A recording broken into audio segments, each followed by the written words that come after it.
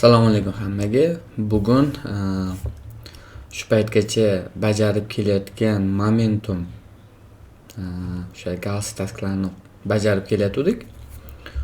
Shuni endi asosiy sahifasi ochildi.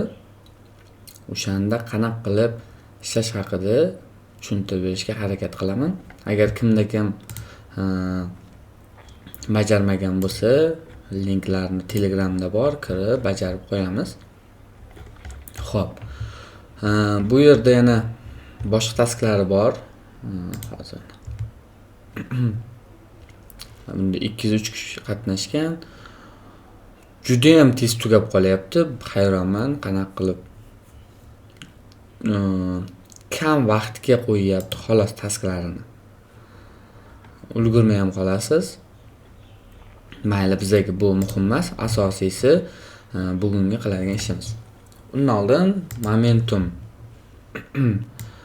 Mana bu yerda momentum hozir paytgacha xo'p, $10 million investitsiya olgan. Sui tarmog'ida chiqishini e'lon qildi. Biz mana bu yerda o'sha qanaqa qilib bajarish haqida ham ma'lumotlar berilgan. Shunga qatnashamiz. Xo'p. Mana bu yerda hamma o'sha linklari bor. Qatnashishga harakat qilamiz. Xo'p. Bunga bizda o'sha Sui wallet kerak bo'ladi va Sui kerak bo'ladi. Yana e'tibor qiladigan narsamiz, agar mana shu tasklarni bajaradigan bo'lsak, albatta bizda switch account yo'q.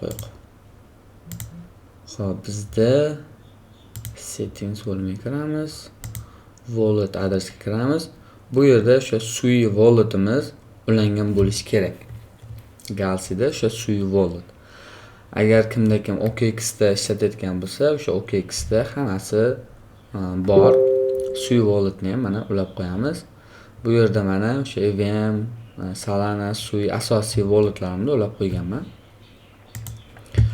Mana bu yerda kecha $6 o'sha stake qilgandim. Bizda o'sha 6 sent ishlab turibdi. 6 sent. Bugun o'sha qatnashadigan o'sha momentumga ko'proq qo'yamiz. Buni o'sha eksperiment sifatida qo'ygan edim.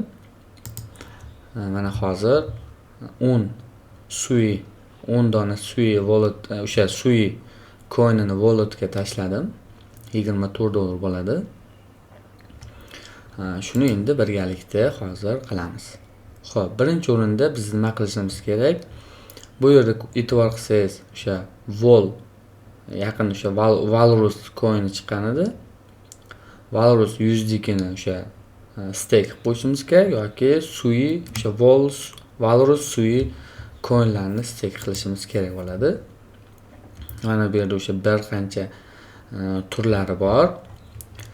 X tarmog'ida o'sha Walrusga momentumga qaraydigan bo'lsak, bu yerda mana o'sha Walrus Sui Walrus USDT ni o'sha stake qiling degan. Xo'p. 29-martgacha mana o'sha 20 ta winnerga $25 vol tashlab beramiz debdi. Keyin shu yerda mana e'tibor qilib ketadigan narsamiz mana shu edi, yaxshi bo'ldi. Bu coin o'sha $1.40 centgacha chiqdi. 90 centdanmi sotdim o'zim. Yana ozroq olib qo'ygan edim. Uni ham o'sha 45 mi 50 atrofida sotib oldim. Yana bu ko'tarilib ketyapti, e'tibor qiling. Bugunda o'zi 14% ko'tarilgan. Bu tushish ko'tarilishini hozircha bilmayman. 7 kunga qo'yamiz. Mana. Tushib, yana ko'tarilib ketdi. Bu yerda o'sha eng pastrog'ini qo'yibdi. Shu airdroplarni e'lon qilgani uchun ham o'sha Walrus coin'i ko'tarilishi davom etyapti.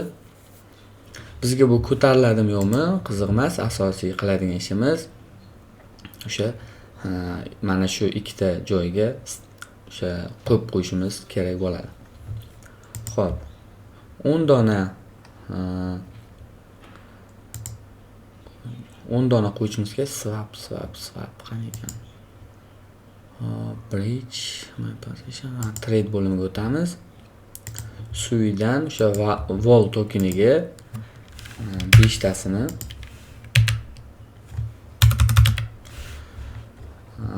vol tokenga swap qilaman.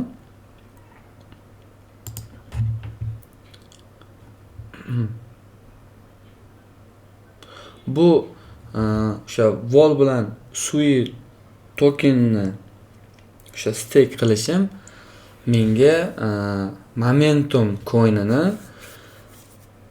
berishiga o'sha yo'l ochadi. Keyin galaxy tasklarni qilib boradigan bo'lsam, ko'proq ishlab olishim mumkin. O'sha pointlarimga qarab. Mana o'sha hozir mana swap qildim. Bu biroz vaqt olishi mumkin. Mana tushdi.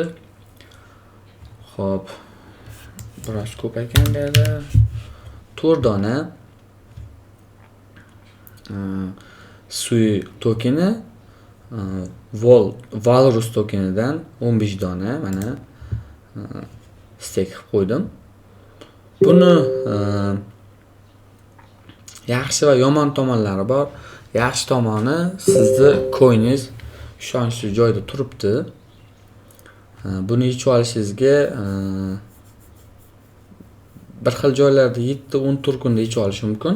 Bir xil joylarda joyida yechib beradi. Obbo. O qo'yildi. Hozir endi buni tekshiramiz.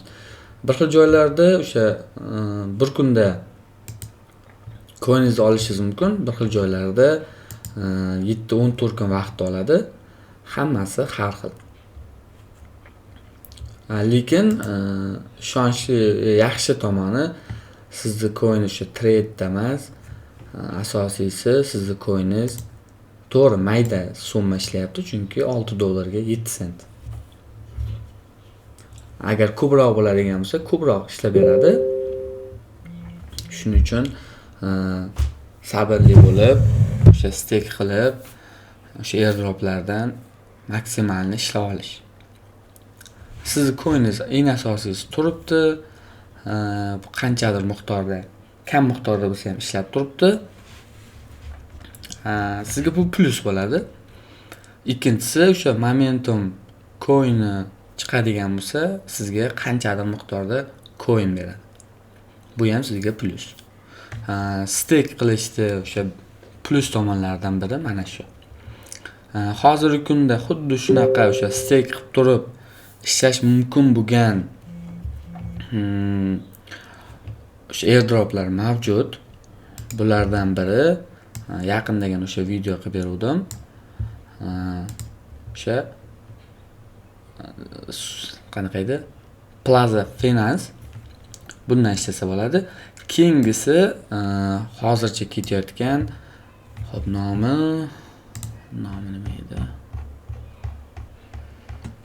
Ximi. O'sha Ximida davom etyapti.